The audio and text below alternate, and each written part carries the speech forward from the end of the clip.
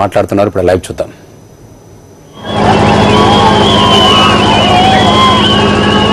సువర్ణ యుగం కాసేపటి కిందట ఈ గ్రామంలోకి వచ్చే ముందు ఈ గ్రామ శివార్లలో రైతన్నలతో మాట్లాడడం జరిగింది. మిర్చి వేసుకుంటున్న రైతన్నలు నాకు ఆ మిర్చి పంటను చూపిస్తూ మొన్న మిర్చి పంటలకు వర్షం వచ్చింది. వర్షం వచ్చి బొబ్బిలి వైరస్ కూడా వచ్చి 20-25 క్వింటాలు పండాల్సిన మా పంట ఇవాళ 10 క్వింటాలు పెంచు వచ్చే పరిస్థితి కనపడడం లేదు. రేటు చూస్తాము అనంటే ఇవాళ మార్కెట్ లేకపోతే 4,000 రూపాయలకు పెంచి రాని పరిస్థితి ఇవాళ మాకు కనపడతా ఉంది అని చెప్పి ఆ రైతన్నలు ఆ మిర్చి పంట చూపించి నాకు చెబుతూ ఉన్నప్పుడు ఇవాళ ఆ రైతన్నకు ఎకరా మిర్చి వేస్తే కనీసం అంటే 70,000 రూపాయలు ఎకరాకు నష్టం వచ్చే పరిస్థితిలో ఇవాళ రైతన్న కనపడుతూ ఉన్నప్పుడు ఆ రైతన్నను పట్టించుకునే నాసుడే ఇవాళ కరువు అయినప్పుడు ప్రభుత్వం వైపు ఆశగా కన్నులెత్తి చూస్తూ ఉన్నప్పుడు ఈ ప్రభుత్వం ఆ రైతును పట్టించుకోలేని పరిస్థితులు కనపడుతూ ఉన్నప్పుడు ప్రతి రైతన్న నోట ఒకే ఒక మాట వినపడతా ఉంది. ఆ దివంగత నేత ప్రీతమ నాయకుడు రాజశేఖర రెడ్డి గారు బతికే ఉంటే మా పరిస్థితి ఈ మాదిరిగా ఉండేది కాదు అన్న మాట ప్రతి రైతన్న నోట కూడా ఇవాళ వినిపిస్తూ ఉంది అని అంటే ఆ దివంగత నేత ప్రీతమ నాయకుడు రాజశేఖర రెడ్డి గారి గురించి నేను కాసేపటి కిందటి అన్నా.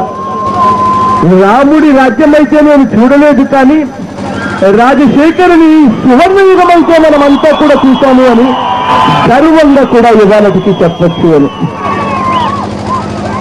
అటువంటి దివంగత నేత ఇవాళ మనకు లేడు అన్నప్పుడు బాగా అనిపిస్తుంది. అటువంటి దివంగత నేత తిరిగి రాదు అన్నప్పుడు చాలా బాగా అనిపిస్తుంది. నానా అంటే ఆయన పలికే పరిస్థితులు కూడా లేనప్పుడు చాలా చాలా బాగా అనిపిస్తుంది. ఇంకా ఎక్కువ బాగా ఎప్పుడు అనిపిస్తుంది అని అంటే ఆ దివంగత నేత రెక్కల కష్టం మీద ఇవాళ ఈ రాష్ట్రంలో అయినా కేంద్రంలో అయినా ఈవేళ సోనియా గాంధీ గారు రాజ్యం ఏలుతున్నారు అని అంటే దానికి కారణమైన వ్యక్తి ఆ దివంగత నేత ప్రీతమ నాయకుడు రాజశేఖర రెడ్డి గారు.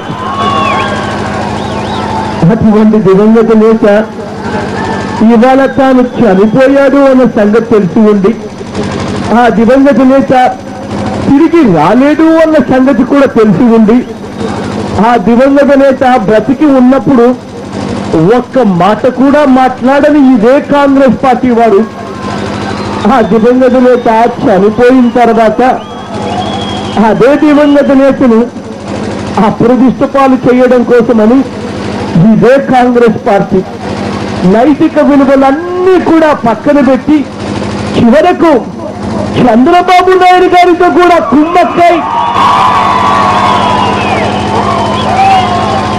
వీళ్ళిద్దరూ కూడా కలిసికట్టుగా ఒక్కటై కుళ్ళుతో కుతంత్రాలు పన్ని ఇద్దరు కలిసి కోర్టుల దాకా వెళ్ళి కోర్టుల్లో ఇద్దరు కలిసి కేసులు కూడా వేసి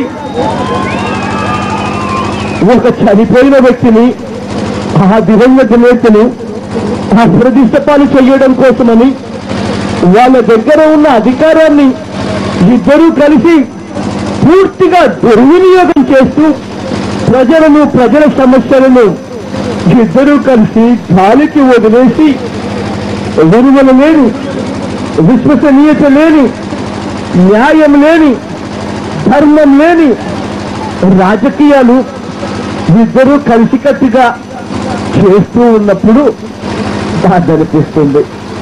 చాలా చాలా బాధ అనిపిస్తుంది. ఇటువంటి అన్యాయమైన ఈ రాజకీయ వ్యవస్థను చూస్తూ ఉన్నప్పుడు వ్యవస్థ అంటే ఇంకా బాధ అనిపిస్తుంది. కారణం ఏమిటి అనంటే చనిపోయిన దివంగత నేతకు ఒక న్యాయమట, బ్రతికున్న చంద్రబాబు నాయుడు గారికేమో వేరొక న్యాయమట. ఇటువంటి దారుణమైన ఈ రాజకీయ వ్యవస్థను చూస్తూ ఉన్నప్పుడే బాధ అనిపిస్తుంది. చాలా చాలా బాధ అనిపిస్తుంది. కానీ బాధ అనిపించినప్పటికీ ఇవాళ ఈ గ్రామానికి ఇక్కడికి వచ్చినప్పుడు ఇవాళ ఈ గ్రామంలో ఏ ఒక్కడికి కూడా ఈ నడి రోడ్డు మీదకి ఇక్కడికి వచ్చి నిలిచిని ఉండవలసిన అవసరం ఏ ఒక్కడికి కూడా లేనప్పటికీ ఇవాళ ఇక్కడ కష్టం అనిపిస్తున్నా కూడా పిల్లల్ని సైతం చంకన వేసుకుని అక్కచెల్లెమ్మలు నడి రోడ్డు మీదకి వచ్చి నిలిచిని ఆప్యాయతను చూపిస్తూ ఉన్నప్పుడు నడవలేని వయసు అయినా సరే అవ్వ తాతలు వయసు ఒప్పుకోకపోయినా కష్టం అనిపించిన నడి రోడ్డన్న సంగతి తెలిసి ఉన్న అవ్వ తాతలు అన్ని పక్కన పెట్టి వచ్చి నిలుచుని ఆత్మీయతను పంచిపెడుతూ ఉన్నప్పుడు పిల్లలు సైతం నడి రోడ్డన్న సంగతిని కూడా పక్కన పెట్టి పిల్లలు సైతం అన్నా నీకు తోడుగా ఎవరు ఉన్నా లేకున్నా మేమంతా నీకు తోడుగా ఉంటామన్నా అంటూ పిల్లలు సైతం ప్రేమాభిమానాలు పంచిపెడుతూ ఉన్నప్పుడు ఇలాంటి ఆప్యాయతను చూస్తూ ఉన్నప్పుడు ఇలాంటి అనురాగాన్ని చూస్తూ ఉన్నప్పుడు ఇలాంటి ఆప్యాయతను చూస్తూ ఉన్నప్పుడు